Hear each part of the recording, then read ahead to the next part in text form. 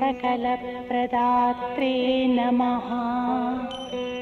ॐ क्षमासुरेन्द्राय नमः। ॐ स्वपादभक्त पापाद्रिछेदन दृष्टिवज्राय नमः। ॐ हरिपादपद्मनिषेवणाल्लब्ध सर्वसम्पदे नमः। ॐ देवस्वभावाय नमः। ॐ इष्टप्रदाय नमः।